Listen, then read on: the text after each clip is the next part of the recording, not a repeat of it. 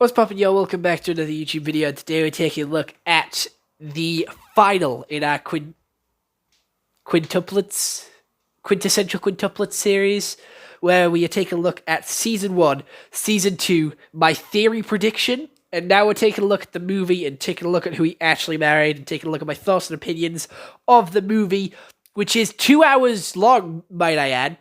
2 fucking hours. And if you want to go watch this for yourself, you can check it out on Netflix. I did watch this last night, so here's what I thought. Here is everything that you need to know about the Quintessential Quintuplets movie on Netflix right now. I still can't get over that it's 2 hours. It did not need to be that long. That is one of my biggest gripes with the movie, is its length. It did not need to be this long. There was no fucking need for it to be this long. It is absolutely ridiculous. But let's take a look at what Google has to say first, before we get into my opinions. So, it is 2 hours and 16 minutes, 7.2 out of 10 IMDb, 4.9 out of 10 on Amazon, and 7.8 out of 10 on my anime list.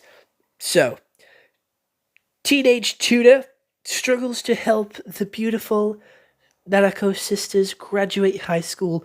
All the sisters have feelings for him, and during the school's cultural festival, Futaro makes a choice between them. The wedding is revealed in a flash forward. So, how this goes is everyone is planning for the festival, and for the first hour and a half of the movie, we see them planning for the festival, and we see each one of them have their own story throughout the fucking festival. So we see the same day happen 5 times from 5 different perspectives. You could have just put it into one. You did not have to restart the same day 5 fucking times. That bugged the shit out of me. That's my biggest gripe with it. They decided to revisit the second day of the festival 5 fucking times for each sister. That is why it's 2 hours, and that's why it pissed me off, because we saw the same scene like 5 fucking times, with the same reaction from 5 different fucking people. So, they plan for the festival. We see each one's festival perspective. We see Headphones working on pancakes. We see Butterfly Ribbon worrying about her dad.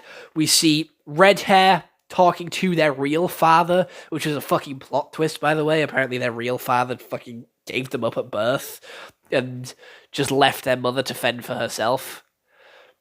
We then have Orange Hair working overtime and passing out, and we have Short Pink Hair playing a disguise and doing acting and trying to blend in with everyone else. And I think that's all 5 sisters that I covered.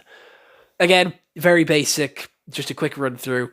Then we have them all splitting off into the different rooms and expecting an answer, because obviously our main guy was like, all right, give me to the last day of school and I'll give you an answer of who I like. He then chooses, drumroll please, Orange Hair. He chose Orange Hair, my personal favorite character. I don't love it, but I don't hate it either.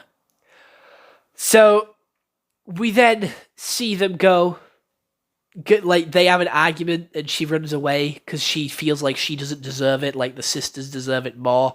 And we have a lot of sort of interesting backstory from Orange Hair, which I really wasn't expecting to get, which was all of her personal issues and trauma, where it's like, shit, when I was younger, I constantly let everyone down, and I feel like I'm not special because I don't have anything that makes me stand out compared to the rest of them. So she had all this trouble, which was completely unloaded in this movie, and it made me feel really bad for her. And then we flash forward to the wedding. They play one final game of yo, which sister's which, guess the twin, guess the quintuplet, and we then have the marriage thing where she talks about how special her sisters are, and that's where the movie ends. Am I upset that he chose the orange one? No, I liked the orange one. I'm a little upset that the orange one was chosen because she didn't show any interest in him through the first season or the second season. She was my least likely one to get married to him because she showed no interest.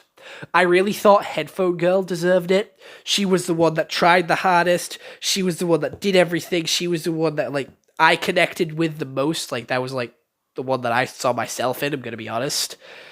But, am I still happy for the orange one? Yes. Technically, she deserved it as well. She deserves to be just as happy as the other sisters. So I don't hate it, but I also don't love it. I feel okay about it. I'm gonna be honest. I feel like she's a people pleaser, and I'm a people pleaser, so I get where she's coming from. I get, like, her trouble and her sort of issues, and I respect the hustle, not gonna lie. I respect her sort of trying so hard and trying to do everything for everyone and make everyone happy.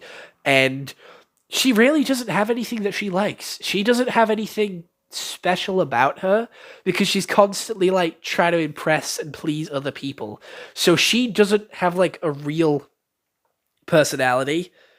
She's very sporty, I'll give her that. That's, like, the best she's got going. She's silly, she's goofy, she's funny, she's always optimistic and positive, she's always happy, she's hiding her true emotions of sadness, and honestly, I kind of feel it. I kind of relate to that. I kind of sort of, like, connect with her a little bit over that, and I don't know.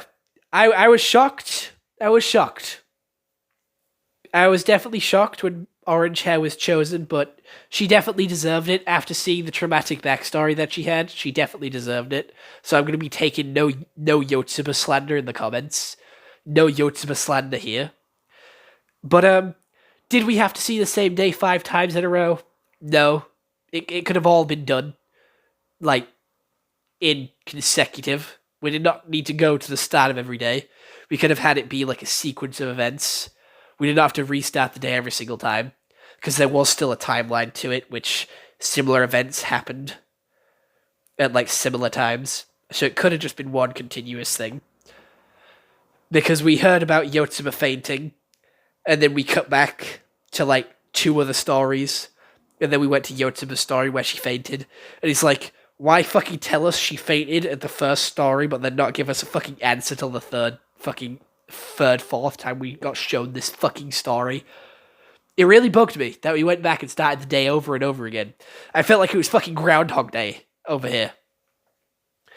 And I'm gonna be honest, I agree. I don't believe Butterfly Girl or Pink Hair deserved it. They were both assholes in, like, the first 2 seasons, and I really feel like they didn't deserve it, so I'm happy that they didn't get to be, like, wife material. But, seeing them all grown up was really sweet as well. I liked how, like, Headphones and Butterfly opened a shop together. It was really nice and really sweet to see. So I'm quite happy with the ending and how everyone's getting on in the future. It also opened really fucking weird as well. The movie opened with, like, a load of pictures of them at, like, a water park, and I thought this movie was going to take place at a fucking water park. But it was literally just a load of fucking fan service to start off the movie with all them in, like, bikinis and taking pictures at a water park. It was fucking weird.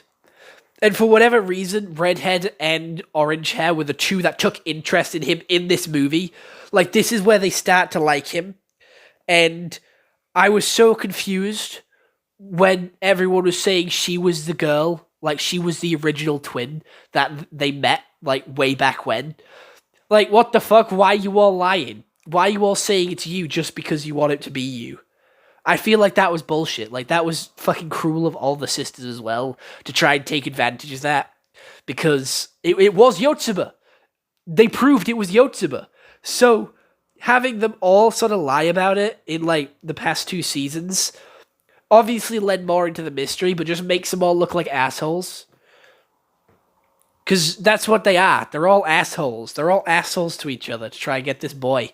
Like, you know, like, there's like, the saying, bros before hoes. Where's the sister camaraderie? Where is the sister camaraderie? Like, here. They're all at each other's throats, and they're all sort of throwing each other under the bus to get with this guy. What the fuck is that about? Where's the sister camaraderie? Like, sisters before misters. Like, what? Where's that? Can we start that? Can we start, like, sisters before misters? Because I feel like they were just all assholes to each other. It was so rude. It was very shocking. I will admit, I was shocked when he chose Yotsuba. I really expected him to go with Butterfly or Headphones. So when he picked Yotsuba, I was shocked. I was very shocked. So just for the shock factor alone, I'm saying that this was a good twist. This was a good twist movie, and I am gonna give it a solid 8 out of 10. I do feel like this movie was better than the second season, as we got an answer, we got a reveal, we got a pretty cool story, got a lot of backstory and a lot more character drama and turmoil and a lot of character development through the show. We have very nice art style, which is very similar to the first two seasons, and I like that. It doesn't look different just because it's a movie. They don't try and put a little bit of extra work into it, and they don't try and like over glamorize it just because it's the movie, which I like, by the way, because that does sometimes happen with animes where it gets to having a movie and the art style changes completely just because it's a movie. I don't like it when they do that. It feels like it doesn't fit with the actual series. But everyone's voice actors come back for this, which is absolutely incredible, and it's always a good sign when the voice actors come back, and they all did such a good job. Their emotions were conveyed beautifully, especially when 4 of them got rejected, but they were all still happy for their sister, which I liked. I liked the sisterhood that came then, but where the fuck was that sisterhood when, like, you were all trying to get with him? So I am gonna give this. I've already rated it, right? Yep. So other than that, let me know what other animes you want me to review, other animes you want me to talk about. I do have an Undead Unlook video coming very soon, and also I want to eat your pancreas one as well. So do stay tuned for that over the next couple of days. But other than that, I hope you all enjoyed this YouTube video. I'll see you all next one. I hope you all have an excellent day, and goodbye.